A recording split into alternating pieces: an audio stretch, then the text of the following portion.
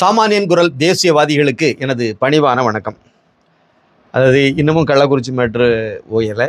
கிட்டத்தட்ட இன்னைக்கு காலை நிலவரப்படி சாவு எண்ணிக்கை 57ஆக அதிகாரப்பூர்வமாக அறிவிக்கப்பட்டுள்ளது. இன்னும் ஒரு 20 பேர் கவலைக்கிடமாக தான் இருக்காங்க அப்படின்னு சொல்லி அரசு தரப்பில் சொல்லப்படுது. ஆனால் உண்மையிலேயே சாவு எண்ணிக்கை இன்னும் நிறையா இருக்குது, ஆனால் மறைக்கிறாங்கங்கிற மாதிரியும் ஒரு தகவல் இருக்குது. எது எப்படியோ 57 பேர் சாவுங்கிறது சாதாரண எண்ணிக்கை கிடையாதுங்க. இது மாதிரி சின்ன சின்ன, அதாவது காஷ்மீரில் ஆசிபானி ஒரு சின்ன குழந்தைக்கு ஒரு கொடுமை நிகழ்ந்ததுன்னு சொல்லி கன்னியாகுமரியில் உள்ள கன்னியாஸ்திரிகள் எல்லாம் தெருவில் இறங்கி போராடினாங்க. இப்போ இதுக்கு யாரும் நீதி கேட்டு நெடும்பயணம் யாரும் போகவும் இல்லை. அதேமாதிரி தூத்துக்குடியில் 13 பேர் இறந்ததுக்கு உடனடியாக அது துப்பாக்கி சூடு நடத்தினதே தமிழக காவல்துறை. அப்படி இருந்தும் நீங்கள் அன்றைய முதலமைச்சர் எடப்பாடி பழனிசாமிகிட்ட நீங்கள் சிபிஐ விசாரணை நடத்தணும், ஏன்னா இது தமிழகத்தில் நடந்தது, தமிழக காவல்துறையால் நிகழ்த்தப்பட்டது, அதில் நீதி கிடைக்காது, அதனால் சிபிஐ விசாரணை நடத்தணும்னு சொன்னாங்க. சிபிஐ விசாரணைக்கு உத்தரவிட்டாங்க. ஆனால் அதே சமயத்தில் இந்த கள்ளக்குறிச்சியில் 57 பேர் செத்த பிறகும் நம்ம சிபிஐ விசாரணை தேவையில்லை அப்படி சொல்லி ஸ்டாலின் அரசாங்கம் தெளிவாக உறுதியாக இருக்குது. அதே சமயத்தில் இந்த கண்டதுக்கெல்லாம் கண்டனம் தெரிவிச்சிருக்கக்கூடிய இந்த ராகுல் காந்தினி ஒரு கோமாளி உண்டு பார்த்தீங்களா, அந்த ஆள் எங்கே போனாருன்னு தெரில. உண்மையிலேயே வேதனையான ஒரு பதிவு. இவ்வளோ பெரிய விஷயம் நடந்திருக்கு, வந்திருக்கணும், இல்லை கண்டனம் தெரிவிச்சிருக்கணும். எங்கே நடந்தாலும் தப்பு தானேங்க. அதை சுட்டி காணிக்கணுமா வேண்டாமா? இது மாதிரி மேற்கொண்டு நடக்கக்கூடாதுன்னு சொல்லி அறிவுரை சொல்லணுமா? கூட்டாளி தானேங்க இருக்கக்கூடியது, சொல்லணுமா வேண்டாமா? அது மாதிரி அவங்க தங்கச்சி அந்த இன்னொன்று உண்ட பிரியங்கா, அது எங்கே போச்சுன்னு தெரில. ஆனால் சரி, அரசியல் எண்ணெய் வழங்க போட்டு இது சரி. இப்போ இதில் சிபிஐ விசாரணை நடத்த வேண்டாம், சிபிசிஐடி நடத்தா போதும்னு சொல்லிட்டு இவங்க சொல்கிறாங்க. அதாவது சிபிசிஐடி விசாரணை நடத்தினா என்ன ஆகும், என்ன இதனுடைய கடந்த கால இது என்னென்னா, இந்த வேங்க வயலில் ஒரு வருஷத்துக்கு மேலே 1.5 வருஷம் ஆச்சுன்னு நினைக்கிறேன். அங்கே குடிநீரில் மலத்தை கலந்தாங்க. அதை சிபிசிஐடி விசாரணைக்கு இந்த ஓங்கோல் வம்சாவளி முதலமைச்சர் இருக்கார ஸ்டாலின் அவர் உத்தரவிட்டார். இதுவரைக்கும் 9 தடவை இன்னும் வாய்ப்பு தாங்க, நாங்கள் ரிப்போர்ட்டை சப்மிட் பண்ணுறதுக்கு, அறிக்கை தாக்கல் பண்ணுறதுக்கு என்ன அவகாசம் தாங்க. 9 தடவை அவகாசம் கேட்டு இப்போ 10வது தடவை அவகாசம் வாங்கிட்டு போயிட்டாங்க. சிபிசிஐடி விசாரணை லட்சணம் இதுதான். இது ஏன் இவங்க சிபிசிஐடி விசாரணை நடத்துகிறாங்கன்னா, அப்பட்டமாக தெரியும் இதில் சம்மந்தப்பட்டவங்க எல்லாருமே திமுக காரங்க அப்படிங்கிறது அப்பட்டமாக தெரியுது. அதனால் அதை மூடி மறைக்கிறதுக்காக பண்ணுறாங்க. அதாவது ஒரு இது எப்படின்னா, நாம் அதை உள்ளெல்லாம் இறங்கினது எனக்கு முன்னாடி இந்த விஷயத்தை எடுத்து சொன்னதுன்னு எனக்கு தெரிஞ்ச வரையில் சவுக்கு சங்கர் அவர் கல்வராயன் மலையில் கள்ளச்சாராயம் காய்ச்சப்படுது, அதுக்கு காரணம் அங்கே இருக்கக்கூடிய 2 எம்எல்ஏக்கள்னு வசந்தம் கார்த்திகேயன் அப்புறம் உதயசூரியன், இந்த 2 எம்எல்ஏக்கள் தான் அதுக்கு காரணம்ங்கிறத ஒரு இடத்துல கோடிட்டு இருப்பார். அந்த வீடியோ இப்போ பல நாட்கள், கடந்த சில நாட்களாக சுற்றிட்டு வருது. வேற யாரும் இதை பற்றி பேசினதாக எனக்கு தெரியல. ஆனால் அதுக்கு பிறகு இந்த சம்பவம் நடந்த பிறகு உள்ள கொஞ்சம் நிறைய அலசும் போது, நிறைய ஆராய்ச்சி பண்ணும்போது நிறைய தகவல்களை என்னால் சேகரிக்க முடிஞ்சுது. அதை தான் நான் கடந்த சில நாட்களாக கொடுத்துட்டு இருக்கேன். நீங்களும் பல பேர் எல்லாம் கமெண்ட் செக்ஷன்லேயும் சொல்லியிருக்காங்க, இந்த தகவல்களெல்லாம் எப்படி சேகரிச்சிங்கிற அளவுக்கு கமெண்ட் செக்ஷனில் எனக்கு கேள்வியெல்லாம் கேட்டிருக்கீங்க.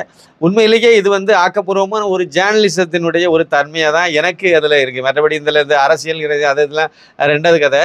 ஆனால் உண்மையான ஒரு இதை வெளியே கொண்டு வரணும். இவ்வளோ பெரிய கொடுங்கோலர்கள் 2 பேர் இருக்காங்க, 2 பேருக்கு மேலே அமைச்சர்கள் பெருமக்கள் இருந்து அதை காப்பாற்றிட்டு இருக்காங்கன்னு, இது என்னங்க அநியாயம் அப்படிங்கிறதுல ஒரு உந்துதல் அது இயல்பாக என் மனசில் உள்ளது. ஏன்னா நான் ஊரில் இருக்கும்போது இளைஞர் இயக்கம் ஒன்று ஆரம்பிச்சிருந்தோம். ஏற்கனவே சொன்ன தகவல் தான். விவேகானந்தா இளைஞர் இயக்கம்ங்கிறது பேர். எங்கள் ஊர் கன்னியாகுமரி மாவட்டத்தில் சுசீந்திரம் பக்கத்தில் குமாரபுரம் தோப்பூருங்கிற கிராமம் தான். அந்த கிராமத்தில் அந்த மாதிரி ஒரு விவேகானந்தா இளைஞர் இயக்கத்தை ஆரம்பித்து இயல்பாக தான் நாங்கள் செய்தோம். இந்த சாக்கடை வர்றது, தெப்பு குளத்துக்கு குளிக்கிறதுக்கு தண்ணி இல்லாமல் வற்றி போயிடும். அதை போய் பிடபிள்யூடி ஆஃபீஸில் போய் மனு எழுதி கொடுத்து எங்களுக்கு ஒரு முக்கியத்துவம் கொடுப்பாங்க. ஏன்னா பொதுமக்கள் சேவை பயன்பாட்டுக்குங்கிறனால அதிகாரிகள் முன்னுரிமை கொடுப்பாங்க. இது மாதிரியான, அதே மாதிரி இந்த தெப்பு குளத்துக்கு தண்ணி வரக்கூடிய வழியை மடை வைக்கிறது, அப்புறம் வெளியே போகிறதுக்கு மடை வைக்கிறது, இந்த மாதிரிப்பட்ட வேலையை தான் செய்தோம். இதெல்லாம் நாங்களாக உடல் உழைப்பை கொடுத்து இதெல்லாம் பண்ணிட்டு இருந்தோம். அந்த நேரத்தில் கையில் எடுத்த ஒரு முக்கியமான விஷயம் என்னென்னா, அப்பட்டமாக தெரிஞ்சது எங்கள் ஊரில் 3 சாராய வியாபாரிகள். அதில் ஒருத்தர் 2 கொலை பண்ணவர், ஒரு கொலை அவருக்கு தம்பி, அவர் கொலை பண்ணிட்டார். இப்படிப்பட்ட ஒரு ரவுடி. இவர் ஒரு கையில் சாராய பாட்டிலும் ஒரு கையில் வெட்டருவாளை வச்சுக்கிட்டு சாராயம் விற்றுட்டு நடந்தார். இப்படியெல்லாம் இது நடந்துச்சு ஊரில். சாராயம் விற்றவங்க, வடித்தவங்க கிடையாது, விற்றவங்க. அந்த மாதிரி சூழ்நிலையில இது நல்லா இருக்காது. அது வேற அரிஸ்டம்ங்கிற ஒரு பொருள் பட்டி தொட்டி அது கன்னியாகுமரியில இருந்து ஆரம்பிச்சு அப்படியே தூத்துக்குடி வரைக்கும் அந்த அரிஸ்டம் இல்லைன்னா அதுக்கு சோறுமுட்டின்னு ஒரு பேரு. இது பல்வேறு பிராண்ட்லலாம் இருக்கும். அப்புறம் அதை வச்சு விற்பாங்க. ஆனா இதுக்கு பேரு கிராமத்துல இதனுடைய பேரு அரிஸ்டம். அரிஸ்டம்ங்கிறது காமனா சொல்றது. அது சோறுமுட்டியெல்லாம் அதுக்கு ஒரு இதை சொல்லுவாங்க. இது சாராயத்துக்கு கீழே இருக்கும். விலை சாராயத்தை விட கீழே இருக்கும். இது கீழ்மட்டத்தில், அதுக்கு மேலே கள்ள சாராயம், அதுக்கு மேலே நான் அரசாங்கம் விற்கிற சாராயம், இப்படி போயிட்டு இருந்துச்சு. இதில் நாங்கள் அதை ஒழிக்கணும்னு நினச்சி களத்தில் இறங்கணும். எங்களுக்கு யாரும் ஐடியாவும் கொடுக்கல, யாரும் எதுவும் சொல்ல. நாங்களாக 10 எங்களை இளைஞராக தான் 40 பேர் வேண்டு நாங்களாக கூட்டம் போட்டோம். ஏன்னா இதை எப்படி நம்ம ஊர் நாசமாக போயிட்டு இருக்கு. சின்ன பையன்மார் மாடு மேய்க்க போனமே மலையில் அங்கே நெடுமலை சாராயம் வடிக்கிற இடத்துல போய் அவன் சாராயத்தை குடிச்சுக்கிட்டு வரக்கூடிய வழியில் ஓடக்கரையில் அப்படியே கிடந்து இந்த போதையில் விழுந்து கிடக்கிறாங்கிற தகவல்லாம் வரும்போது எங்களுக்கு அது கொஞ்சம் கோபத்தை ஏற்படுத்திச்சு. சரி, இதை கட்டுப்படுத்தா நம்ம ஊரில் குறைஞ்சபட்சம் நம்ம மலையில் சாராயம் வடிக்கிறத நம்ம போய் அங்கே போய் ஊரெல்லாம் ஒழிக்கக்கூடிய அளவுக்கு முடியுமான்னு தெரியும். ஆனால் ஊரில் இருக்கக்கூடிய சாராயத்தை கட்டுப்படுத்தலாம், விற்கிறத தடுக்கலாம்னு சொல்லிட்டு மொத்தமாக காலி பண்ணணும்னு நினச்சோம். அப்போ முதல்ல நாங்கள் கையில் எடுத்தது எங்கள் ஊரில் இருக்கக்கூடிய அரிஸ்டம் விற்கிற எல்லா கடையில எல்லாம் பெட்டி கடையில் வச்சு வைக்கக்கூடியது அரிஸ்டம். நேரே அரிஸ்டம் விற்கிற கடைகளுக்கெல்லாம் ஒரு நோட்டீஸ் கொடுத்தோம். நாங்கள் போய் சொன்னோம். நோட்டீஸ்னால் பேப்பரில் எழுதி கையெழுத்து போட்டு அதெல்லாம் கிடையாது. இளைஞர் இயக்கத்துலேருந்து நாங்கள் ஒரு 10 பையன்மார் போய் நின்றுட்டு ஒவ்வொரு கடையிலே சொன்னோம், நீங்கள் வாங்கினதை விற்றுட்டு அதோட முடிச்சிருங்க. இல்லை கோணி போயிருக்குல்ல, அந்த சாக்கு மூட்டையில் தான் கொண்டு வைப்பாங்க. அதை வாங்கினதை விற்றுட்டு அதோட முடிச்சு இனிமே வாங்கி விற்காதுங்கன்னு சொன்னோம். அதே மாதிரி ஊர் ஃபுல்லாக ஒரு 6-7 கடையில் அதை மாதிரி விற்றுட்டு இருந்தாங்க. எல்லாத்துட்டையும் போய் சொல்லிட்டு வந்தோம். அதில் ஒன்று எங்கள் அப்பாவோட அண்ணன் மூத்த இருக்க கடை, ரொம்ப முக்கியமான விஷயம். அதை வித்துட்டு இருந்தாங்க. நாங்கள் போய் சொன்ன உடனே மறுபடியும் எங்கள் பெரியப்பா கடையில், எங்கள் மூத்தப்பா கடையில் வாங்கி வச்சு அவங்க விற்றாங்க. இதை உடனே இளைஞர் இயக்கத்தில் உள்ள பையன்மாரெலாம் பார்த்தியா, கணேசா உங்கள் பெரியப்பா கடையிலே மூத்தப்பா கடையிலே வச்சு விற்கிறாங்க, திரும்ப வாங்கக்கூடாதுன்னு சொன்ன பிறகு வாங்கி விற்கிறாங்க, என்ன செய்ய அப்படின்னாங்க. உடனே அந்த சரி வாங்க போவோம், நேரே போனோம். அப்படியே அந்த கோணி பையோட கடைக்குள்ளேருந்து அப்படியே தூக்கிட்டு ரோட்டில் டொங்குன்னு போட்டு உடைச்சோம். இல்லை கண்ணாடி பாட்டில் தான், அப்படியே உடஞ்சிது. அதை உள்ளே இருந்த ஐட்டம் எல்லாம் வெளியே போச்சு, தண்ணியெல்லாம் அப்படியே தூக்கி ரோட்டு ஓரமாக வச்சுட்டு போயிட்டோம். அங்கே உடைச்சோம். அப்படியே ஊர் ஃபுல்லாக எல்லாருமே நிப்பாட்டிட்டாங்க. அதை அடுத்து சாராயம் 3 சாராய பேர்கள் இருக்காங்க. அவங்க 6 மணி வரைக்கும் வயக்காட்டுக்குள்ளேயும் தோப்புக்காட்டுகளையும் போட்டு விற்பாங்க. நைட்டு 6 மணி பொழுது கொஞ்சம் இருட்டான பிறகு அப்படியே வீட்டில் வச்சு விற்க ஆரம்பிச்சிடுவாங்க. இப்படி விற்றுட்டு இருக்காங்க. இப்போ 3 பேரையும் ஒழிக்கணும், என்ன பண்ணுறது? நேரே போனோம். அதுக்கு ஊர் மக்கள் ஆதரவு இருந்துச்சு. அது இல்லாமல் நாங்கள் ஒன்றும் செய்யலை. ஊர் மக்களுடைய ஆதரவு இருந்துச்சு. இறங்கி அடித்தோம். டெய்லி ஒரு மத்தியானத்துக்கு மேலே ஒரு போயிடுவோம். அப்படியே இந்து காலேஜில் நான் படிச்சுட்டு இருந்தேன், பிஏ படிச்சுட்டு இருந்த நேரம். அங்கேருந்து பஸ்ஸில் இறங்குறது தான் தாமதமாக இருக்கும். பெரும்பாலும் மத்தியானத்து மேலே கிளாஸ் பெரும்பாலும் இருக்காது. அப்படி நம்ம உடனே ஊருக்கு வந்துடுவோம். இங்கே இறங்கும்போது இங்கே ஒரு கூட்டம் நிற்கண்டே, இந்த பக்கத்தில் விற்கிறான், நான் போவோம், உடனே கிளம்பி போயிடுவோம். அப்படியே போனால் அங்கே வயக்காட்டில் அங்கே போட்டு விற்பாங்க. நேரே அடித்து நொறுக்கி அப்போ அந்த பெரிய கேனு, அந்த கேனில் வச்சு தான், கருப்பு கலரில் இருக்கும், அந்த கேனில் தான் வச்சு விற்பாங்க. அதை அப்படியே தூக்கிட்டு ஊரில் மையப்பகுதி, இந்த பக்கம் ராஜாவூர், இந்த பக்கம் ராமநாச்சமுதூர், இந்த பக்கம் மருங்கூர், இதுக்கு மையப்பகுதி தான் எங்கள் ஊர். அந்த ரோட்டில் ஜங்ஷனில் கரெக்டாக வச்சு மேலே உள்ளதை வெட்டிட்டு தீயை கொளுத்தி வச்சுருவோம். நைட்டு ஃபுல்லாக எரிஞ்சிக்கிட்டே இருக்கும். டெய்லி ஒரு கேன் சாராயத்தை அதில் வச்சு எரிச்சிக்கிட்டே இருந்தோம். அப்படியே போச்சுது. அப்படியே எங்கள் ஊருக்குள்ளே விற்கிற 3 பேரையும் கட்டுப்படுத்திட்டோம். அவங்களும் விட்டுட்டாங்க. அது பிறகு ஊருக்கு வெளியே அங்கங்கேயே விற்கிறத கண்டுபிடிச்சி 2 கிலோமீட்டர், 1 மைல் 2 மைல் தொலைவில் எல்லாம் போய் உடைக்க ஆரம்பித்தோம். இதெல்லாம் உடைச்சிட்டு வரும்போது அது எங்கள் ஊரில் சாராயமே இல்லாத அளவு கொண்டு போயிட்டோம். அதுக்கு பிறகு மலிவு விலை மதுக்கடைன்னு நினைக்கிறேன். கருணாநிதி முதலமைச்சரான எம்ஜிஆர் மறைவுக்கு பிறகு அவர் மலிவு விலை மதுக்கடைன்னு ஒரு இதை கொண்டு வந்தார். அதை வைக்கும்போது அரசாங்கமே எங்கள் ஊருக்கு தான் அந்த மருங்கூர் பேர் பஞ்சாயத்துக்குன்னு மருங்கூருக்குன்னு வரக்கூடிய கடையை வாங்கி எங்கள் ஊரில் கொண்டு போய் அதை வந்தாங்க. ஏன்னா எங்கள் ஊர் அது ஒரு மையப்பகுதி மாதிரி வச்சுருந்தாங்க. ரொம்ப வருஷமாக அதில் பழைய கல்லுக்கடை, சாராய கடை, எல்லா கடையும் அங்கே வச்சுருந்தாங்க. அதை நாங்கள் தடுத்தோம். அன்னைக்கு ஒரு சில விதிமுறைகள் கொடுத்துருந்தாங்க. பள்ளிக்கூடத்தில் இருந்து 400 மீட்டருக்கு உள்ளால இருக்கக்கூடாது, கோயிலில் இருந்து 400 மீட்டருக்கு உள்ளால இருக்கக்கூடாது, அதே மாதிரி பஸ் ஸ்டாப்புகளில் இருந்து 400 மீட்டருக்கு உள்ளால இருக்கக்கூடாது, பெண்கள் வேலை பார்க்கக்கூடிய நிறுவனங்கள்ல இருந்து 400 மீட்டருக்கு உள்ளால இந்த மதுபான கடையை திறக்கக்கூடாது. இப்படியெல்லாம் கவர்மெண்ட் கலெக்டர் ஆஃபீஸில் இருந்து ஒரு விதிமுறையெல்லாம் கொடுத்துருந்தாங்க. அந்த விதிமுறையை சுட்டி காட்டி அதை நாங்கள் கலெக்டர்கிட்ட சொல்லி போராடணும், தடுத்தோம். அதை எங்கள் ஊருக்குள்ளே வரக்கூடாது, அவ்வளோதான். அது அன்னைக்கும் திமுக காரன் தான், லோக்கல் திமுக காரன். நேராக எங்கிட்ட வந்தா, நான் யாரு தெரியுமா அப்படின்னா, போடா நீ யாராக இருந்தால் எங்களுக்கு என்ன, எங்களுக்கு இளமறி பயமறியாது, அந்த மாதிரி. நாங்கள் பயத்தை பற்றி அறிஞ்சதே கிடையாது. அப்படி தான் இளைஞர்கள் எல்லாம் சேர்ந்து, நீ எவனோ கொம்பனாக இருந்திருப்போம், அதை பற்றி எங்களுக்கு கவலையே இல்லைன்னு. ஆனால் உண்மையிலே கலெக்டர் ஆஃபீஸில் இருந்தோம். கலெக்டரும் இதில் ஒத்துழைச்சாங்க. அந்த நேரத்தில் எங்கள் ஊரில் மது விலக்கு நாங்கள் அமல்படுத்தி வச்சுருக்கோங்கிற பாயிண்ட் ஹைலைட்டாக இருந்துச்சு. அதனால எங்கள் ஊருக்குள்ளால் வைக்கல. இன்னைக்கு வரைக்கும் டாஸ்மார்க்கு எங்கள் ஊருக்குள்ளே இல்லை. குடிகாரம் இல்லைன்னு நான் சொல்ல மாட்டேன். கஞ்சா முதற்கொண்டு எங்கள் ஊருக்குள்ளே போயிட்டு வந்துட்டு அதை ஒரு வகையில் தடுத்திருக்காங்க. ஆனாலும் குடிகாரங்கள்லாம் இருக்க தான் செய்கிறாங்க, அதில் குடிக்க தான் செய்கிறாங்க, இதெல்லாம் நடக்க தான் செய்யுது. அந்த நேரத்தில் நாங்கள் இதெல்லாம் தடுக்கும்போது ஒரு விஷயத்தை நாங்கள் தெரிஞ்சுக்கிட்டேங்க. நமக்கு தெரியாத விஷயந்தான். என்கிட்ட தகவல் சொல்கிறது யாருன்னு நினைக்கிறீங்க? உளவு சொல்கிறது குடிகாரன் தான் வந்து சொல்லுவாங்க. அங்கே குடிப்பாங்க, அப்படியே சுற்றிட்டு வந்து என்கிட்ட வந்து நேராக ஒரு நாள் வந்து ஒருத்தர் சொல்கிறார், சொந்தக்காரரு, அத்தான் எனக்கு முறை. அவர் சொல்கிறாரு, மாப்பிள்ளை இந்த மாதிரி வந்து இந்த வயக்காட்டில் இதில் போட்டு விற்றுட்டு கிடக்கான், பால் பாண்டி விற்றுட்டு இருக்கேன். அப்படியா, சரி. அப்போ நான் ஒட்டு அவர்கிட்ட கேட்குறேன். சரி, உடனே ஆளெல்லாம் கிளம்பி எடுத்து நாங்களாம் கிளம்பி போய் அதை உடைச்சோம். அவர்கிட்ட தனியாக வந்து அது பிறகு கேட்டேன், ஓய் அத்தான், நீர் வந்து இந்த மாதிரி சாராயம் குடிக்க போகிற இடத்துல போய் குடிச்சிட்டு வந்து அங்கே போய் விற்கான்னு சொல்லிட்டு குடிச்சு விட்டு தான் வந்து சொல்லுவாங்க, குடிச்சிட்டு இந்த இடத்துல விற்கான்னு என்கிட்ட சொல்லிட்டியே, நாங்கள் இப்போ அதை உடைச்சிட்டோம், என்னமா வந்து அவன் அங்கே விற்க மாட்டான், அப்போ நீர் எப்படி போய் குடிப்பேருன்னு நான் கேட்டேன். அப்போ அவர் ஒரு லாஜிக் சொன்னார் என்கிட்ட. மாப்பிள்ளை, நான் இப்போ வந்து இதில் இருந்துன்னு வச்சுக்கேன், என்கிட்ட ரூபா ஒரு அன்னைக்கு உள்ளதெல்லாம் 5 ரூபா தான் ஒரு கிளாஸ் சாராயம். ரூபா இருந்துச்சுன்னா அந்த ரூபா தீர்றது வரைக்கும் நான் போவேன், குடிப்பேன், வருவேன். பழையபடி அரை மணி நேரத்தில் போவேன், குடிப்பேன், வருவேன். இப்படியே குடிச்சிட்டு கிடப்பேன் பார்த்தியா. இப்போ அது வந்து நாங்கள் சொல்லி தந்து உடைச்சிட்டோம். இப்போ அப்படியே நாங்கள் பஸ் ஏறி மயிலாடி அங்கே எங்கேன்னு எங்கேயாவது ஒரு இடத்த போய் தான் குடிக்க முடியும். அப்படி எங்கேயாவது ஒரு இடத்த போய் குடிச்சிட்டு நாங்கள் வந்தோன்னா ஒரு நாளைக்கு ஒருக்கா தான் குடிக்க முடியும். அப்போ நான் என்ன புரிஞ்சுக்கிட்டேன்னா, இந்த வசதி இந்த உள்ளால சாராயம் இல்லைன்னா நம்ம மக்கள் குடிக்க மாட்டாங்க. அப்போ நம்ம அதை வராமல் தடுத்தா போதும். சாராயம் ஊருக்குள்ளே இல்லை அப்படின்னா குடிக்க மாட்டாங்க. இப்போ வெளியூரில் போய் குடிக்கிறவன் ரொம்ப கம்மியாயிருவான். முக்கால்வாசி பேர் குடிக்க மாட்டான். அப்படியே அங்கே போகிறவனா இருந்தாலும் ஒரு தடவை தான் போக முடியும். வேலைக்கு போயிட்டு வரணும், மம்பட்டி வேலை இதெல்லாம் செய்துட்டு வர முடியும். சாயந்தரம் பஸ் ஏறி அங்கே போய் பக்கத்து 4 கிலோமீட்டர் 5 கிலோமீட்டர் தொலைவில் போய் ஒரு இடத்துல இருக்குன்னா அதை போய் குடிச்சிட்டு திருப்பி அவன் வரதுக்குள்ளே நேரம் முடிஞ்சு போயிடும். சாப்பிட்டுட்டு வீட்டில் தூங்கிடுவான், முடிஞ்சு போச்சு கதை. அப்போ இருந்தால் என்ன ஆகும்? அன்னைக்குள்ள நிலவரம் கையில் 100 ரூபா சிக்கிட்டுன்னா அந்த 100 ரூபாயும் தீபாவளி குடிக்கிறது வரைக்கும் மிச்சம் வைக்க மாட்டாங்க. அதை விட கொடுமை என்னென்னா, எங்கள் அப்பா மாதிரியான ஆட்கள் வந்து ஒரு தடவை வந்து 400 ரூபா இங்கேருந்து தோட்டம் போட்டிருந்தாரு. அந்த தோட்டத்துக்காக வேண்டி அந்த இதுக்கு மருந்து, பூச்சி மருந்து அது இதெல்லாம் வாங்குறதுக்காக வேண்டி ஒரு 400 உரம் இதெல்லாம் வாங்குறதுக்காக வேண்டி போயிட்டாரு. போகிற ஒருத்தர் வந்து கூட்டிகிட்டு போய் இந்த மருங்கூர் வரை போயிட்டு வர மாதிரி கூட்டிகிட்டு போயிட்டான். மருங்கூர் எங்கே சாராயம் குடிக்க. அங்கே போன இடத்துல 400 ரூபாயும் அவுட்டு. அன்னைக்கு 90ல் 400 ரூபான்னு அது என்ன ஆச்சு அமௌண்ட்டு பார்த்துருங்க. 400 ரூபாயும் அவுட்டு. அப்போ வரும்போது 1 ரூபா கிடையாது. என்னென்னா அங்கே போய் குடிச்சிட்டு உடனே என்ன செய்கிறாங்க அப்படின்னா, வரக்கூடியவன்ட்டெல்லாம் நீ ஒரு கிளாஸ் குடி, நீ ஒரு கிளாஸ், இவனுக்கு ஒரு கிளாஸ் ஊற்று, இப்படியே ஊற்றி எல்லாரும் குடிக்க வச்சுட்டு அப்புறம் மிச்சம் மீதி இருக்கக்கூடிய ஒருத்தர் கூட்டிகிட்டு போனாமல அந்த ஆள் என்ன பண்ணுறாரு, மிச்சம் மீதி இருக்கக்கூடிய ரூபாயும் இவர்கிட்டருந்தே உருவிட்டு விட்டுறாரு. இவர் போதையர்னா அது பிறகு தலைகளை மாறிடுவார், எல்லாத்தையும் திட்ட ஆரம்பிப்பார், ஏச ஆரம்பிப்பார், ஏசி கீசி எல்லாத்தையும் சண்டை கிண்டெல்லாம் போட்டு. என்ன ஒரு உள்ளூர் அப்படிங்கிறனாலையும் ஒரு குடும்பத்தில் நிறைய பேர் கொஞ்சம் பெரிய குடும்பங்கிறனாலையும் திடீர்னு கை நீட்டுறது கொஞ்சம் தயக்கப்படுவாங்க. அதை ஒரு சாதகமாக வச்சுட்டு இவர் பின்னணியிலேருந்து சண்டை போட்டு அடிப்பார். இதுதான் வந்து யதார்த்தமான நிலவரம். இதை நம்ம அப்போவே நேரடியாக நம்ம வந்து புரிஞ்சுக்கிட்டோம். ஆனால் இப்போ இங்கே அந்த கள்ளக்குறிச்சி விஷயத்துக்கு நம்ம வரும்போது நமக்கு என்னன்னா, அந்த அரசியல் அன்னைக்கு வந்து எங்களுக்கு சின்ன லெவலில் தான் திமுககாரன் வந்து எங்களுக்கு இது பண்ணான். ஏன்னா இந்த அந்த லோக்கலில் வந்து ஊர் மக்களே ஆதரவாக இருக்காங்கன்னு சொல்லும்போது அவங்களால வேற எதுவும் பண்ண முடியலை. அவன் திமுககாரன் ஆளுங்கட்சி நீ வந்தால் கூட அப்படியே எதிர்த்து நாங்கள் நிற்கும்போது அவனாலையும் அந்த ரவுடித்தனத்தை காட்டி ரொம்ப பெருசாக எங்கிட்ட ஒன்றும் பண்ண முடியலை. அதோட அவங்க ஆஃப் ஆகிட்டாங்க. நாங்கள் வந்து அதை நடைமுறைப்படுத்திட்டோம். ஏன்னா எங்களுக்கு எதிர்பார்ப்பு கிடையாதுல்ல, நல்லது நடக்கணுங்கிறத தவிர வேறு எந்த எதிர்பார்ப்பும் கிடையாது. எவன்கிட்ட போய் 5 பைசா நாங்கள் வாங்க போகிறதும் இல்லை, வாங்கினதும் இல்லை. அப்படி ஒரு இதாக இருந்ததுனால அது வந்து சாத்தியப்பட்டுச்சு.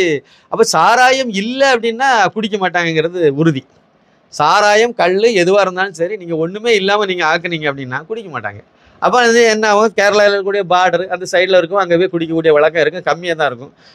இது ஆந்திரா பார்டரு அங்கே இருக்க போய் குடிப்பான்னு சொல்லுவீங்க, கம்மியாக தான் இருக்கும். அப்படின்னா கூட அந்த பார்டர் மட்டும்தான், அதை மட்டும் நீங்கள் செக் பண்ணாலே போதும். இந்த பக்கம் பாண்டிச்சேரியை ஒட்டி இருக்க குடிப்பான், ரைட்டு, ஓகே, அது ஒரு சின்ன அளவில் போயிடும். ஆனால் மற்றபடி வந்து நீங்கள் ஒழிச்சிங்கன்னா அது வந்து சுத்தமாக மக்கள் வந்து அவங்கவங்க குடும்பத்தில் சந்தோஷமாக இருப்பாங்கிறத புரிஞ்சுக்கலாம். நான் ஏற்கனவே வேதனையோட ஒரு பதிவில் இதுக்கு முன்னாடி நான் சொல்லியிருப்பேன், சாமானியன் குரலே சொல்லியிருப்பேன். எங்கள் வீட்டில் வந்து ஒரு தீபாவளி இருக்காது, ஒரு பொங்கல் இருக்காது, ஒரு வருஷப்பிறப்பு இருக்காது, எந்த நல்ல நாளுமே இருக்காது. அதை விட எங்கள் பெரியப்பா ஒருத்தர், அவரெல்லாம் ஒரு தடவை வந்து கண் முன்னாலே தெரியும், தீபாவளிக்கு எல்லாம் வீட்டில் வந்து ஏதோ அந்த தீபாவளிக்கு அன்னைக்கு தான் பலகாரம் போடுவாங்க. தீபாவளி அன்னைக்கு தான் காலையில் வந்து ஏதோ வீட்டில் வந்து இட்லி தோசை, இதுதான் பெரிய பலகாரமே. இட்லி தோசை போட்டு அன்னைக்கு ஏதோ தீபாவளி வருதுன்னா அன்னைக்கு இட்லி தோசை போட்டுருவாங்க, இல்லை ஆப்பம் சுட்டுருவாங்க, அன்னைக்கு சாப்பிடலாம். மற்ற நாள் பழைய கஞ்சி கூட சரியாக கிடைக்காது, ரேசரிசி கஞ்சி, அதுவும் பழைய கஞ்சியே சரியாக கிடைக்காது. இந்த நேரத்தில் ஒரு இட்லி தோசை சாப்பிட்றதுக்காக ஒரு நல்ல நாளை எதிர்பார்த்து நாங்கள் வருஷக்கணக்காக இன்னும் 4 மாதம் இருக்குது, இன்னும் 2 மாதம் இருக்குது, இன்னும் 1 மாதம் இருக்குது, அடுத்த வாரம் தான் இருக்குது, இன்னும் 4 நாளையில் வந்துடும். இப்படியெல்லாம் எதிர்பார்த்து வரக்கூடிய அந்த தீபாவளி அன்னைக்கு ராத்திரி வந்து எங்கள் மூத்தப்பா வீட்டில் வந்து இந்த பலகாரம் சுடுறதுக்காக மாவெல்லாம் ஒட்டு மொத்தமாக வச்சுருப்பாங்கல்ல. அவர் போதையில் வந்து இந்த சட்டியில் எண்ணெய் நிரம்பி தீய போச்சு, எண்ணெய் இருக்குது. இப்போ பிச்சு பிச்சு போட போகிறாங்க. பலகாரத்தை உருட்டி உருட்டி மாவுல இருந்து எடுத்து போட போகிறாங்க. இந்த ஒட்டுமொத்த மாவையும் தூக்கி அப்படியே எண்ணெய் சட்டியில் தூக்கி வச்சுட்டு போயிட்டார், தூக்கி போட்டுட்டு போயிட்டார். எப்படி இருக்கும் சந்தோஷம், எப்படி இருக்கும்? இதுதான் எங்கள் வீட்லேயும் நடக்கும். அதை விட பெரிய பெரிய ரகலையெல்லாம் நடக்கும். கொஞ்சம் வேதனையான ஒரு இதெல்லாம் நம்ம நேரடியாக பார்த்து அனுபவித்து இதெல்லாம் வளர்ந்ததுனால இந்த மதுங்கிறதுக்கு மேலே, இந்த சாராயங்கிறதுக்கு மேலெல்லாம் நமக்கு எந்த காலத்துலையும் அது கேடுங்கிறதுக்கு நமக்கு நல்லாவே தெரியும். எல்லாரும் சொல்லுவாங்க, நம்ம நேரடியாகவே அனுபவிச்சிட்டோம். அதே மாதிரி இன்னும் நிறைய கதைகள் இருக்குது. அதனால தான் நான் வந்து இந்த விஷயத்தை வந்து ஏதோ என்னால் முடிஞ்சதுக்கு நம்ம வந்து பண்ணணும்னு நினச்சேன். ஆனால் ஏதோ ஒரு கடவுள் புண்ணியத்தில் எனக்கு நிறைய தகவல்கள் வந்து கிடச்சிது, கொடுத்தாங்க. அந்த அடிப்படையில் நிறைய தகவல்கள் உங்கள் கூட பகிர முடிஞ்சுது. எனக்கு அது ரொம்ப ஒரு ஆத்ம திருப்தியான ஒரு ஜேர்னலிசம்னு நான் நினைக்கிறேன். ஒன்றும் பெருசாக நான் ஒரு பெரிய இதை பண்ணிட்டேன்னு நினைக்கல. ஆனால் இதை முடிஞ்ச அளவுக்கும் நம்ம நின்று செய்யணும்னு நினச்சேன், செய்து விட்டேன். இதில் முதல் கட்டமாக நாம் வந்து பார்த்தது வந்து என்ன அப்படின்னா, அந்த அந்த கள்ளச்சாராயம் விற்ற அந்த கண்ணுக்குட்டி இந்த லெவலில் உள்ளவங்க தான் அந்த கள்ளச்சாராயத்தை விற்கிறாங்கங்கிற மாதிரி தான் எல்லாரும் பேசிகிட்டு இருந்தாங்க. அப்படித்தான் நம்மளும் நினச்சிட்டு இருந்தேன். அதுக்கு அடுத்த லெவல் போகும்போது தான் அங்கே வந்து வசந்தம் கார்த்திகேயன், அதை விட முக்கியமான ஒரு ஆள் வந்து உதயசூரியன்கிற கேரக்டர்லாம் நமக்கு தெரிய ஆரம்பித்தாங்க. நம்ம அவங்கள தேடி அங்கே போய் அவங்கள இன்னும் கொஞ்சம் டீப்பாக இன்னும் கொஞ்சம் விசாரித்து இன்னும் கொஞ்சம் 1-2 தகவல்களெல்லாம் சேகரிக்கும் போது தான் இவங்களுக்கெல்லாம் வந்து முதலாளியாக இருக்கக்கூடியதே ஏவா வேலுங்கிறத கண்டுபிடிக்க முடிஞ்சுது. அதே மாதிரி இவங்களுக்கு சப்போர்ட்டாக இருக்கக்கூடியதில் ஒரு ஆள் செஞ்சு மஸ்தானும் உள்ளலாம் தான் இருக்கார். சாராயம் வியாபாரம் அதாவது விற்கிறாங்கல்ல அந்த மட்டத்தில் உள்ள செஞ்சு மஸ்தானும் உள்ளதான் இருக்கார். இன்னொரு கேரக்டரும் உள்ளே இருக்குது. அதுவும் குறிப்பாக உதயசூரியனுக்கு ரொம்ப ரொம்ப நெருக்கமாக 10-20 வருஷத்துக்கு மேலே நெருக்கமாக இருக்கக்கூடியது பொன்முடி. அப்போ பொன்முடி ஒரு மூத்த அமைச்சர், ஏவாவேலு ஒரு மூத்த அமைச்சர், இவங்கெல்லாம் சேர்ந்து தான் இதுக்கு ஆதரவு கொடுத்து இதெல்லாம் பண்ணுறாங்கன்னு சொல்லும்போது அப்படி எப்படி நீங்கள் கட்டுப்படுத்த முடியும்? இதில் வந்து முக்கியமாக ஒருத்தன் பொது சேவையில் பொது வாழ்க்கையில் இருக்கணும்னா அவன் யோக்கியனாக இருக்கணும். அப்போ தான் அவன் நல்லதை செய்ய முடியும். ஒழுக்கமானவனாக இருக்கணும். அப்போ தான் முன்மாதிரியானவனாக இருக்க முடியும். இப்போ நான் ஒரு 2 தகவல்களை உங்களுக்கு சொல்கிறேன். இதெல்லாம் இது வரைக்கும் வெளியே தெரியாத தகவலாக இருக்கும். உதயசூரியன் எம்எல்ஏ, சங்கராபுரம் தொகுதி எம்எல்ஏ. ஒரு உதயசூரியன்கிற ஒரு சங்கராபுரம் எம்எல்ஏ, திமுக எம்எல்ஏ, கள்ளக்குறிச்சி வடக்கு மாவட்ட திமுக செயலாளர். இவருடைய பயோடேட்டாவை கொஞ்சம் நோண்டி பார்த்தேன். பார்க்கும்போது இவர் வந்து ஏற்கனவே சங்கராபுரத்தில் இருந்து அப்புறம் சின்ன சேலத்தில் நின்று 2 தடவை ஏதோ வெற்றி பெற்றிருக்காரு. 2006 இவர் வந்து சங்கராபுரத்தில் வந்து இவர் நிற்கலை, சின்ன சேலம். அப்போ சங்கராபுரத்தில் யார் நின்று அப்படின்னு பார்க்கும்போது அங்கேயர் கன்னிங்கிற ஒரு அம்மா நின்றுது. அது யார் நிப்பாட்டியிருக்கான போது இவர் தான் நிப்பாட்டியிருக்காரு. சரி, அது ஏன் இவர் வந்து அந்த அம்மாவுக்கு மேலே இவருக்கு என்ன பாசம் அப்படின்லாம் பார்க்கும்போது ஒரு உதயசூரியனுக்கு வந்து ஒரு மனைவி, அந்த மனைவி டீச்சர் வேலை பார்த்துருக்காங்க. அந்த மனைவி கூட வேலை பார்த்தா இன்னும் ஒரு உடன் வேலை பார்த்த ஒரு ஆசிரியை, அந்த ஆசிரியையே இவர் தள்ளிட்டு வந்துட்டார். அது 2வது பொண்டாட்டி ஆகிட்டு.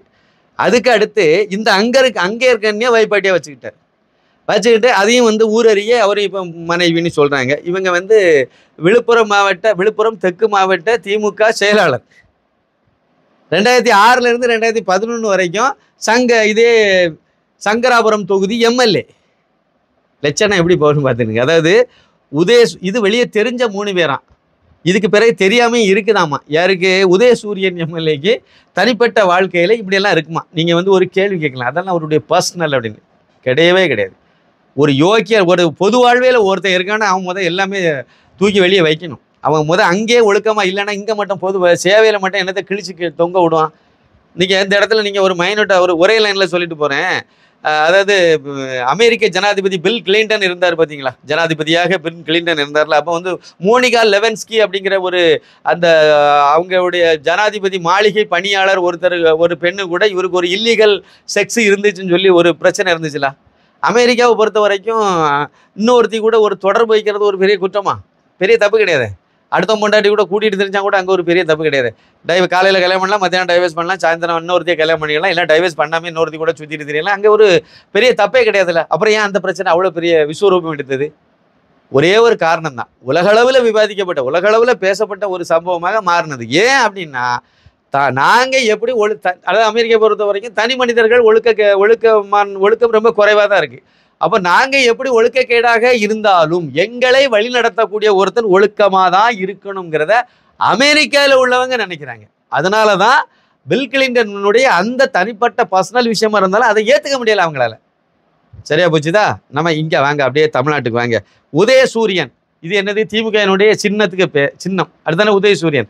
அந்த எதுக்கே பேரைய வச்சிருக்கக்கூடிய ஒருத்தர், குறைந்தபட்சம் அந்த கட்சியினுடைய தலைவர் மு கருணாநிதிக்காரு, அவரை கொஞ்சமாவது பின்பற்ற வேண்டாமா? அவரே ஊரறிய 3 பொண்டாட்டின்னு சொல்லும்போது இந்த ஆளும் வைக்கலன்னா பிறகு அதுக்கு அவருக்கு மரியாதை இல்லாமல் போயிரும்ல. தலைவருக்கு வந்து அது ஒரு புகழ் சேர்க்கிறதா இருக்காதா? பிறகு இல்லாமல் போயிரும்ல.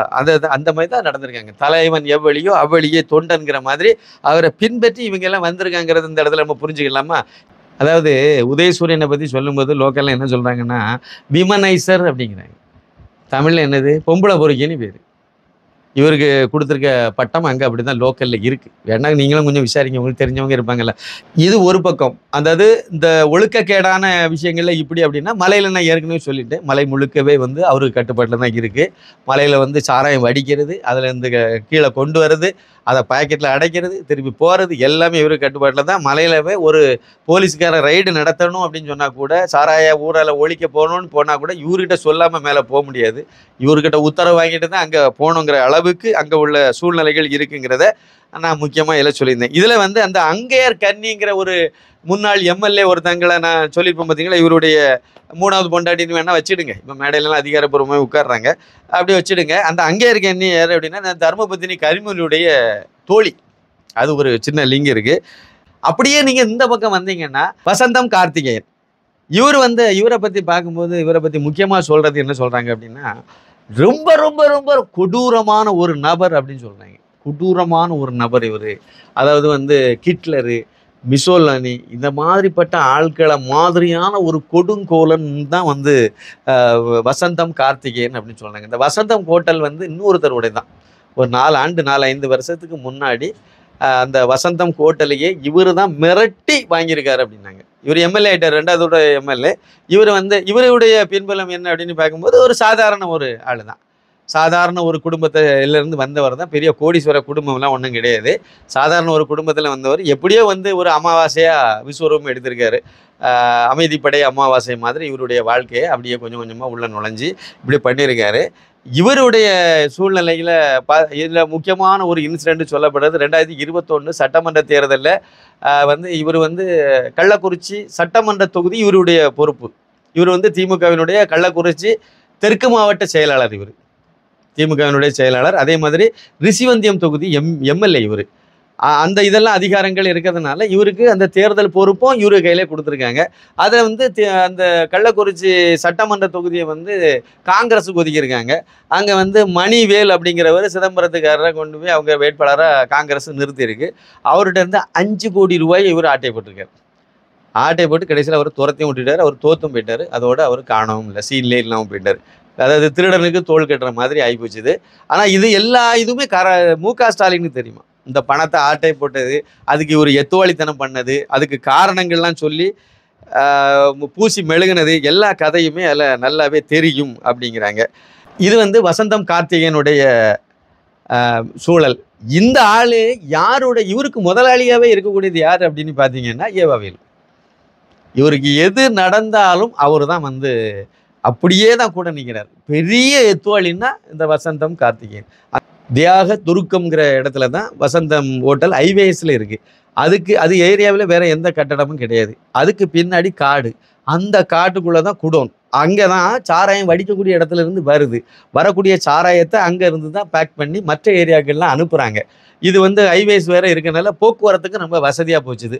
இவரை மீறி எதுவுமே பண்ண முடியாது. ரொம்ப சின்ன சாதாரண ஒரு உதாரணம் உங்களுக்கு சொல்கிறேன். 4 பேர் செத்து போயிட்டாங்க கள்ளக்குறிச்சியில். கள்ளச்சாராயம் குடிச்சு 4 பேர் செத்து போயிட்டாங்கங்கிற தகவல் வெளியான உடனே அந்த அழக்கூடிய பெண்கள்லேருந்து எல்லாருமே சாராயம் தான் குடிச்சு வச்சத்தான்னு சொல்லியிருப்பாங்க. அங்கே கள்ளக்குறிச்சி எம்எல்ஏ செந்தில் அவரும் கூட இது கள்ளச்சாராயம் குடிச்சு தான் செத்தான்னு சொல்லிட்டு அன்னைக்கு அவர் பேட்டியெல்லாம் கொடுத்துட்டு இருந்தார். அதே சமயத்தில் கலெக்டர் வந்து இது கள்ளச்சாராயம் குடிச்சு சாகலை, இவங்க வந்து வயிற்று போக்குனால தான் செத்தாங்க, இன்னும் வந்து அந்த அவங்க இறந்ததுடைய அந்த போஸ்ட்மார்டம் ரிப்போர்ட் என்ன வரல, அது வந்த பிறகு தான் தெரியும். வந்த பிறகு தெரியும்னா வரதுக்கு முன்னாடி உங்களுக்கு மட்டும் விஷச்சாராயம் குடிச்சு இல்லை கள்ளச்சாராயம் குடிச்சு சாகலைன்னு மட்டும் உங்களுக்கு எப்படி தெரியும்? ஒரு ஐஏஎஸ் ஆஃபீஸருக்கு அந்த ஆள் அந்த மாதிரி ஒரு பேட்டியை கொடுத்து அதனால நிறைய பேர் இன்னும் குடிக்காமல் இருந்தவங்களாம் இது கண்ணு கூட்டிகிட்டே போய் சாராயத்தை வாங்கி குடிச்சு மிச்ச மீதி இருந்தவனும் சேர்த்தா வாங்கி வச்சவனும் அதை குடிச்சிருக்கான். அதனால தான் சாவு எண்ணிக்கை அதிகமாக போனது. அது ஒரு முக்கிய காரணங்கிறது பின்னாடி நடந்தது. இதில் அந்த ஐஏஎஸ் ஆஃபீஸர் பேட்டி கொடுத்தார்ல, அவருக்கு அப்படியே ஐஏஎஸ் ஆஃபீஸர் இங்கே இருக்காருன்னு அவருக்கு அடுத்து பக்கத்தில் உட்கார்ந்துருந்தது யாருன்னு நினைக்கிறீங்க? வசந்தம் கார்த்திகேயன். இவர் தான் பக்கத்தில் உட்கார்ந்துருந்தார். அந்த வீடியோ இருக்குது, எடுத்து பாருங்கள், அதில் உங்களுக்கு நல்லா தெரியும். அதே மாதிரி வந்து இந்த உதயநிதி காரு அங்கே போனார் பாருங்க, இளவரசர். இவர் அங்கே போகும்போது அந்த ஏவா வேலுக்கு பக்கத்துலேயே பம்மி ஒருத்தர் நின்றுட்டே இருப்பார். திடீர்னு இப்படி திருட்டு முழிப்பான் அப்படி ஃபோட்டோ எடுக்கிறதுக்கு. அந்த ஆள் தான் அந்த வசந்தம் கார்த்திகேயன். மிகப்பெரிய ரவுடி கும்பலை கையில் வச்சுக்கிட்டு எல்லா அட்டூழியங்களும் அந்த மாவட்டத்தில், அதை குறிப்பாக இவர் ரிஷிவந்தியம் தொகுதிங்கிறனால அந்த ரிஷிவந்தியம் தொகுதிக்கு உள்ளால பெரிய அதுக்கு வெளியே வந்து, ஏன்னா இவர் ஏவா வேலு தானே இவருக்கு பேக்கப் எல்லாமே. அப்போ இவரோட முதலாளி அவருன்னு வச்சுருங்க. இந்த சாராய வியாபாரம் மட்டும் கிடையாது, ரவுடிசம் இன்னொரு முக்கியமான இது இவர் கையில் இருக்குது. அடுத்து வந்து ஒரு நம்பர் லாட்ரி. இந்த 3 விஷயமும் 2 பேர் கையிலையும் இருக்குது. அதாவது வசந்தம் கார்த்திகேயன் கையிலையும் இந்த 3 இதுக்கும் வந்து அவங்க இருக்காங்க. அந்த பக்கம் இன்னொரு ஏரியாவை கரெக்டாக பிரித்து வச்சுக்கிட்டாங்க. நீ இதுக்கு எல்லாக்கும் இந்த பக்கம் நீ வராத, அந்த பக்கம் நான் வரல. ஓமா 2 பேருக்கும் ஒற்றுமை என்னன்னு பாருங்க. 2 பேருமே திமுக காரங்க, 2 பேருமே எம்எல்ஏ, 2 பேருமே மாவட்ட செயலாளர். அப்போ உதயசூரியனாக இருந்தாலும் சரி தான், வசந்தம் கார்த்திகேயனாக இருந்தாலும் சரி தான், பவர்ஃபுல் மேன் தானே. அமைச்சர் இல்லாத நிலைமையில இவங்கெல்லாம் அமைச்சர் அளவுக்கு பவர்ஃபுல்லாக இருக்காங்கன்னா, அப்போ நீங்கள் அவங்களுக்கு செல்வாக்கு அந்த அளவுக்கு இருக்குன்னா, அப்போ பின்புலம் எப்படி இருக்குன்னு பார்த்துருங்க. காரணம் ஏவா வேலு. இதில் இன்னொரு தகவலையும் அங்கே சொல்கிறாங்க. அதாவது பொன்முடி வந்து பதவி இழந்துட்டார். அந்த பகுதியில் பொன்முடிக்கு ஒரு அமைச்சர் பதவி, அவருடைய பதவி வந்து இழந்துட்டார். இழந்த உடனே அந்த ஏரியாவில், அதை குறிப்பாக கள்ளக்குறிச்சி பகுதி ஏரியாவில் உள்ள மக்கள் என்ன வேண்டியிருக்காங்க கடவுள்கிட்ட அப்படின்னா, எப்படியாவது பொன்முடிக்கு பதவி கிடைச்சிடணும்னு வேண்டுனாங்களாம். ஏன் அப்படின்னு பார்த்தா, அவருக்கு பதவி கொடுக்காம இந்த மாவட்டத்தில் இன்னொருத்தருக்கு கொடுக்கணும்னு முடிவு எடுத்தாங்கன்னா, அந்த இடத்துல இந்த 2 எம்எல்ஏக்களே இருக்காங்க. உதயசூரியனும் வசந்தம் கார்த்திகேயனும் இருக்காங்க. இந்த 2ல் யாருக்கு நீங்க யாரை அமைச்சர் ஆக்குனாலும் அதோட அழிஞ்சு போயிரும்னு சொல்றாங்க. அதனால வேண்டணும். அவரு நல்லவருங்கிறதுலாம் அது எங்களுக்கு இல்லை.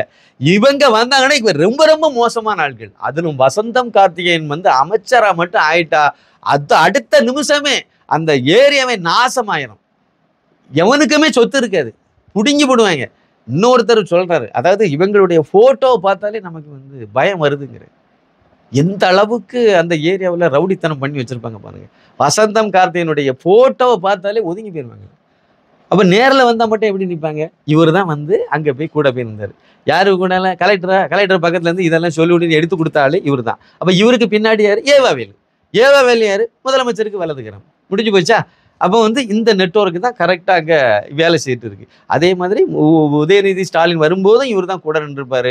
அதே மாதிரி ஏவா வேலுவும் சுப்பிரமணியமும் அங்கே ஆஸ்பத்திரிக்கு இல்லைன்னா அந்த கருணாபுரத்துக்கு போகும்போது பாருங்க, இவர் தான் கூடவே நின்றுட்டு இருப்பார். அந்த ஏவா வேலை ஒட்டியே தான் இவர் நின்றுட்டே இருப்பார்.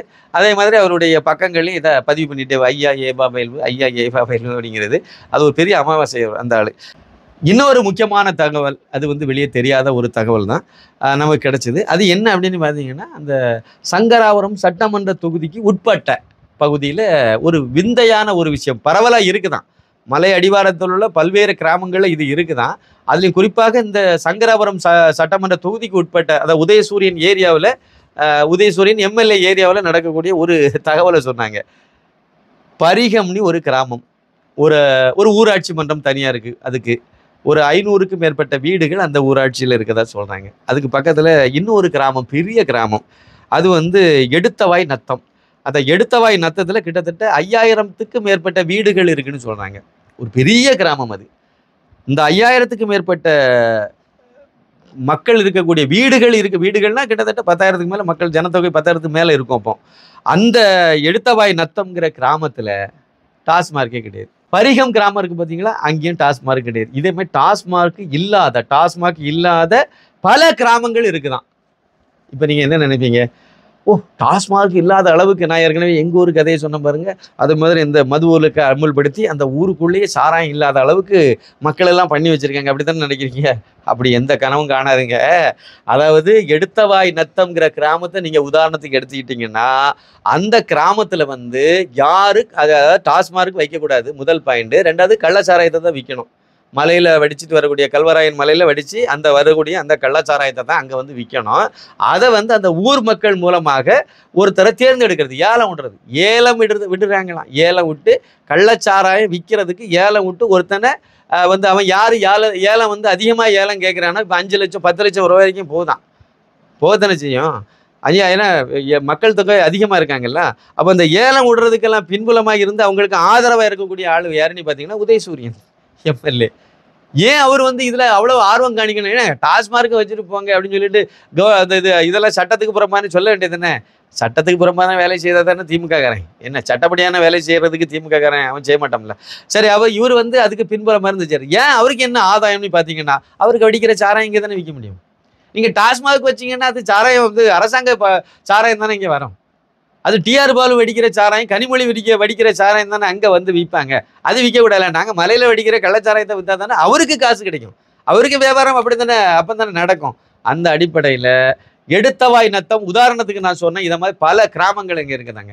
அந்த கிராமங்களில் வந்து ஏலம் விட்டுறாங்களாம். ஏலம் விட்டு அந்த மக்கள், அதாவது மக்கள் அப்போ எந்த அளவுக்கு திசை திருப்பி மடை மாற்றி கொண்டு போகிறாங்கன்னு பாருங்கள். இப்போ நீங்கள் அந்த எடுத்தவாய் நத்தத்தில் போய் நீங்கள் இறங்குனீங்கன்னா அந்த ஊர் மக்களே உங்களுக்கு எதிராக போராடுவாங்க. அந்த ஊர் மக்களே இந்த உதயசூரியன் எம்எல்ஏக்கு ஆதரவாக களத்தில் வருவாங்க. அது உதயசூரியன் எம்எல்ஏ வந்து அந்த ஆள் வந்து அவர் வடிக்கிற சாராயத்தை விற்கிறதுக்கு இதை களமாக பயன்படுத்துகிறாருங்கிற அறிவு கூட அந்த கிராம மக்களுக்கு கிடையாது. அந்த புரிதல் கூட கிடையாது. அந்த மாதிரி தான் அங்கே இருக்குதான் இடம். அந்த நிலவரம், அந்த கிரவுண்டு அப்படி தான் இருக்குதான்.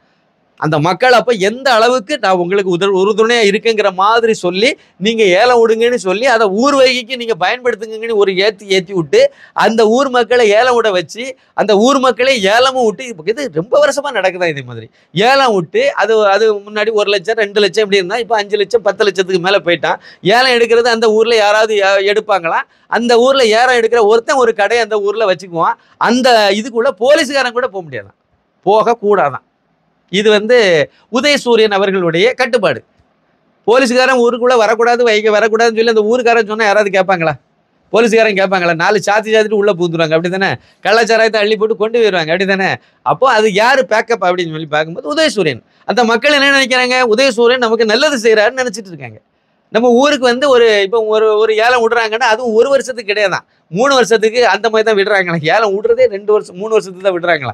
3 வருஷத்துக்கு 10 லட்சம் ரூபாய் நம்ம இல்லை 5 லட்சம் ரூபாய் நம்ம ஊருக்கு கிடைக்குதுங்கிற மாதிரி ஒரு நல்ல ஒரு இதை அப்படியே உருட்டி அந்த பக்கமாக விட்டுட்டு இந்த ஆள் வந்து வருஷ கணக்காக சாராயத்தை மலையில் வடித்து கீழே ரொம்ப சிம்பிள் மேலே வடிக்கணும் அப்படியே வந்து இங்கே விற்றுருவோம். மேலே வடிக்கிற இடத்துல இருந்து வரக்கூடிய செக் போஸ்ட்டில் இருக்கக்கூடிய போலீஸ்லேருந்து எல்லாருமே அப்படியே விட்டுருவாங்க. இங்கேயும் போலீஸுக்காரன் வரவே மாட்டாங்க. ஏன்? இது வந்து உதயசூரியன் ஏரியா. அதனால் அப்போ அங்கே போலீஸுக்காரன் போகவே கூடாது. கேவலமாக இருக்குல்ல. உண்மையிலேயே உங்களை யாராவது தெரிஞ்சவங்க நான் இப்போ சொல்லக்கூடிய அந்த எடுத்தவாய் நத்தத்தில் அது இல்லைன்னா அதுக்கு பக்கத்தில் யாராவது இருந்தால் விசாரிங்க. ஆனால் இந்த தகவல் நம்முடைய அந்த விளங்காத முதலமைச்சர் இருக்காருலாம் மு.க. ஸ்டாலின் அவருக்கு தெரியாது.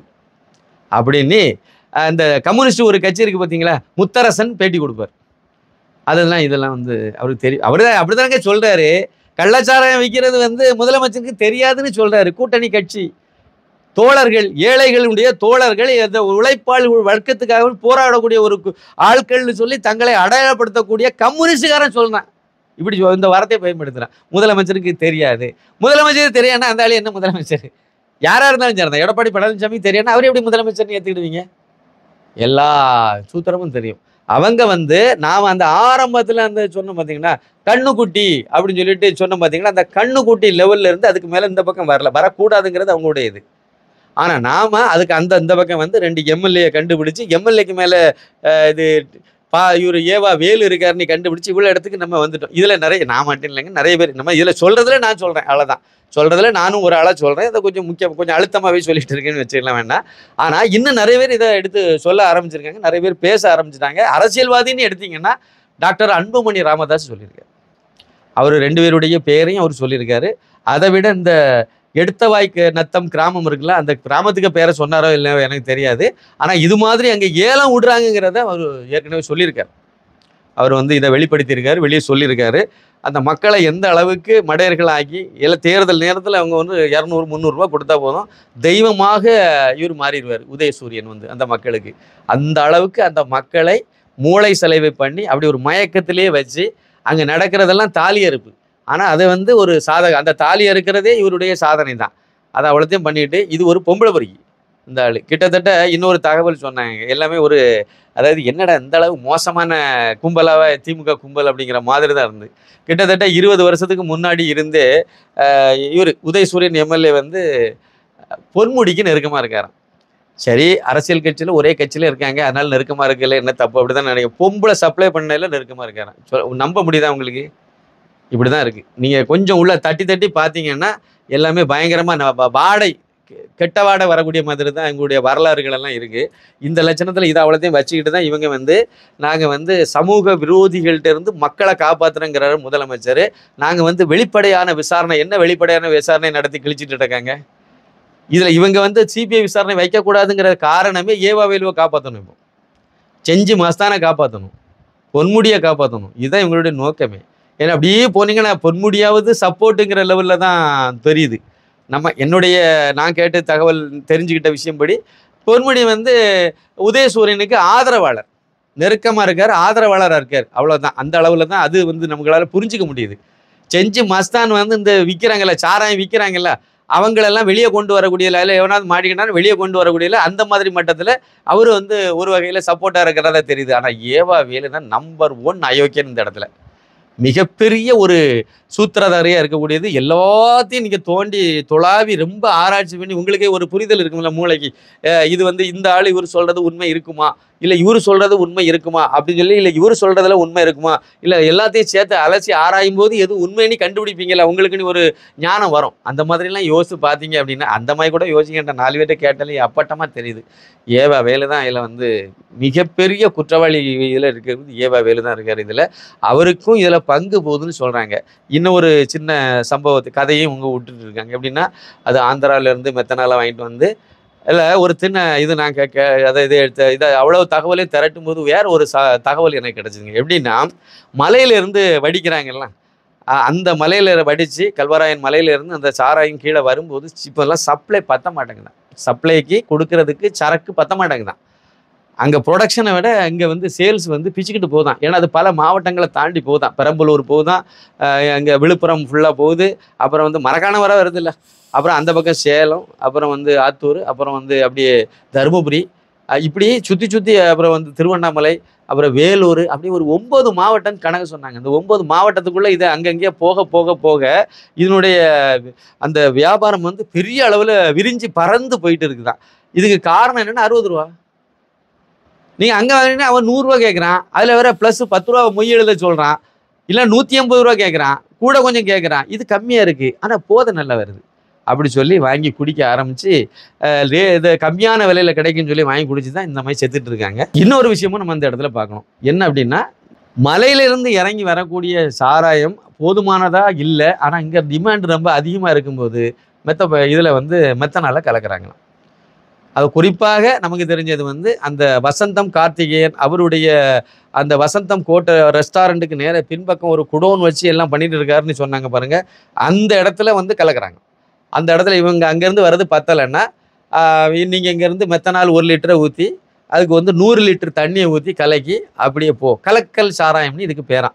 கலக்கல் வடிக்கிறது ஒன்று, இது கலக்கல் இன்னொன்று. ஆனால் அடுப்பு போட்டு இவங்க தான் வடிக்கிறாங்க மேலே. ஆனால் பத்த மாட்டாங்கன்னு சொல்லும்போது டக்குன்னு இதை கலெக்ட் பண்ணி விட்டுறாங்க. இதை எடுத்துகிட்டு போய் வியாபாரத்தை பண்ணுறது தான் நம்ம கண்ணுக்குட்டிங்கிற கோவிந்தராஜன். இது ஒரு லிங்கு தான். ஏன்னா செத்து போன இடம் வந்து கருணாபுரம்ங்கிறனால அது கருணாபுரம் பகுதியில் கண்ணுக்குட்டி, அவ்வளோதான். அது ஒரே ஒரு பார்ட்ஸ் மட்டும்தான். இதை மாதிரி நீங்கள் வந்து இந்த 9 மாவட்டத்துக்குள்ளே எடுத்து பார்த்தீங்கன்னா பாதி வந்து அவருக்கு கண்ட்ரோலில் இருக்கும், ஒரு உதயசூரியன் கண்ட்ரோலில் இருக்கும், மீதி வந்து இவரு கண்ட்ரோலில் இருக்குது. நீங்கள் ஒரு சின்ன லாஜிக் படி பேசுங்கப்பா, யோசிங்க. ஒருத்தன் சாராயம் விற்கிறான், சம்மந்தம் இல்லாத இடத்துல சாராயம் ஒருத்தன் வடிக்கிறான், வடிக்கிறதுக்கு மட்டும்தான் அவனுக்கு தெரியும், அவன் மட்டும் வடிக்கிறான், அதோட அவனுக்கு வேற எதுக்கும் சம்மந்தம் இல்லைன்னு சொல்கிறீங்களா நீங்கள்? அவன் வடிக்கிறவனுக்கு இங்கேருந்து சக்கரை எப்படி மேலே போகும்? போலீஸுக்காரங்க எப்படி அதை மேலே விடுவாங்க? அங்கே வேறு ரைடு நடத்தாமல் போலீஸுக்காரங்க எப்படி இருப்பாங்க? அப்போ அந்த வடிக்கிறவன் வந்து பவர்ஃபுல் மேனாக இருக்கணும், அப்படி தானே? இல்லை வடிக்கிறவன் வந்து இதெல்லாம் செய்கிறான், நான் வந்து இந்த தொகுதி எம்எல்ஏ, அதனால் ஒரு உதயசூரியன் போய் அவங்களுக்கெல்லாம் உதவி பண்ணுறாருன்னு நீங்கள் நினச்சிங்கன்னா, ஏதோ ஒரு பிழைச்சி போட்டுன்னு நினச்சிட்டு பண்ணுறாரு அப்படின்னு நீங்கள் அப்படி நினைக்க வாய்ப்பு இல்லை. அப்படி நீங்கள் நினைக்கிறதா இருந்தால் வடிக்கிறதுல அவனுக்கு உதவி பண்ணிடுவார். அப்புறம் அதை கடத்திட்டு வரும்போது போலீஸுக்காரன்ட்ட நீ இதை தடுக்காதுன்னு ஏன் சொல்லணும்? அப்போ அந்த இடத்துல போலீஸ்காரனை நீ போகாத தடுக்காதன்னு சொல்லி அங்கேயும் கட்டுப்படுத்திடணும், ரைட்டு. அப்புறம் ரெண்டாவது இதை வந்து டிரான்ஸ்போர்ட் கொண்டு போகிற இடத்துலையும் உள்ள இடைஞ்சல்கள் எவரோ கைது பண்ணாமல் பார்த்துக்கணும், ரைட்டு. அப்புறம் விற்கிற இடத்துல அந்த நெட்வொர்க் அப்படியே போய் கடைசியில் அது விற்கக்கூடிய இடத்துக்கு போகும். அந்த இடத்துல ஒரு இடத்துல இருந்து வாங்கி மற்ற சில்லறை வியாபாரிகளுக்கெல்லாம் அது சப்ளை ஆகும். இவ்வளோ இடத்துலையும் உள்ளதை இவர் பார்க்கணுமா? இவர் எதுக்கு பார்க்க போகிறாரு? இவர் ஆதாயம் இல்லாமல் எப்படி பார்ப்பார்? அப்படின்னா இவர் இங்கேருந்து ஒரு 5 ரூபாய், இவர் இங்கேருந்து ஒரு 5 ரூபாய், இவர் 5 ரூபா அப்படி கொடுக்காரா? அவங்க 5 ரூபா கொடுத்து இவரு வந்து வாங்குறது கொஞ்சம் தான் கிடைக்கும். அதுவே நான் சொல்றேன், நீ இதை மட்டும் செய், உனக்குள்ள சம்பளத்தை வாங்கிட்டு போன்னு தானே சொல்லுவாங்க. இப்படி சிம்பிளா யோசித்து பாருங்க, உங்களுக்கு நல்லா தெரியும். பல 100 கோடிகளை குறுகிய மாதங்கள்ல எப்படி சம்பாதிக்கலாம் அப்படிங்கிறதுக்கு மிக எளிமையான வழியா இவங்க கண்டுபிடிச்சு வச்சிருக்கிறதுனால தான் எல்லாமே இவங்க பண்றாங்க. எங்கேயுமே இவங்க மாட்ட மாட்டாங்க, எங்கேயுமே இவங்க பேர் வராது. ஏன்னா இவருக்கு பேரே வெளியே வராது. அங்கே இன்னொருத்தன் தானே வந்து அங்கே சர்க்கரையை கொண்டு கொடுப்பான். ஆனால் தெரியும், அங்கே உள்ள அடிக்கிறவனுக்கு தெரியும் இது யாருக்குடைய ஏற்பாட்டில் வருதுன்னு தெரியும், யார் இதை கொண்டு தாரான்னு தெரியும். அங்கே போலீஸ்காரங்களோ இல்லை வேற யார் மூலமாக ஒரு நெருக்கடி வருது, இல்லை அங்கே பப்ளிக்கில் வெளியே உள்ள கிராம மக்கள் யாராவது ஒரு ஆள் வந்து இடைஞ்சல் பண்ணுறாங்கன்னா அதை சரி கட்டணும்னா நேரே உடனே தகவல் விட்ட கொடுத்தா இவர் உடனே அங்கே லோக்கலில் உள்ள திமுக காரனை வச்சு சரி பண்ணுவார். இல்லை இவரை கூட நேரில் போகணும், வேற வழி இல்லைன்னா இவர் போவார். இல்லைன்னா 4 போலீஸ்காரங்களை போலீஸ் ஸ்டேஷனில் சொல்லி அனுப்பி விடுவார். அவ்வளோதானே, இதுதானே நடக்கும். இதான் நடக்குது சார், நீங்கள் நம்பலாம். சரி, இதுதான் உண்மை.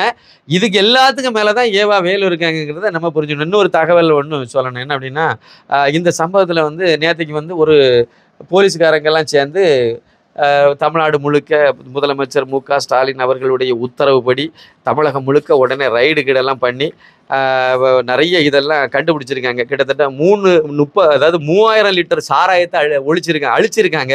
ஒரு 12,000 லிட்டர் சாராய ஊழல்களை வந்து அழிச்சிருக்காங்க. இது மொத்தம் இது ஒரு 15,000 லிட்டர்னு கணக்கில் எழுதிட்டாங்க. ஒரு 84 இடங்களில் வந்து சோதனை நடத்தியிருக்காங்க. அந்த நடத்தினதில் தான் இதெல்லாம் கிடைச்சிது.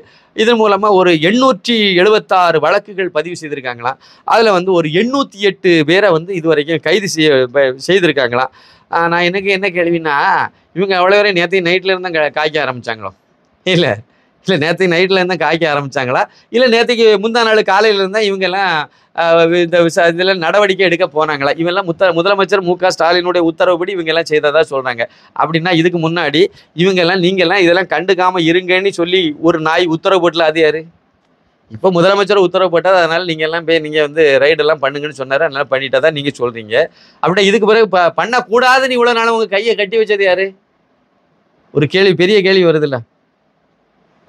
இதுதான் இதில் தான் முக்கியமான இதுவே இருக்குது, சூத்திரமே இதில் தான் அடங்கியிருக்கு. சரி, கடந்த ஆண்டு வந்து ஒரு 22 பேர் சேர்த்தாங்கல்ல, அப்பவும் இதே மாதிரி தானே ரைடு பண்ணாங்க, அப்பவும் இதே மாதிரி ஊழல்கள்லாம் அழிச்சாங்கல்ல, அப்பவும் இதே மாதிரி சாராயத்தெல்லாம் பிடிச்சிட்டு வந்து எல்லாமே அழிச்சு, அப்பவும் இதே மாதிரி நிறைய பேரை கைதெல்லாம் பண்ணாங்களா? அப்புறம் கொலைப்படி ஏன் இப்பவும் சாராயம் வருது? விஷயம் வேற ஒன்றும் இல்லை. இதை வந்து அப்படியே மூடி பூசி மெழுகணும்.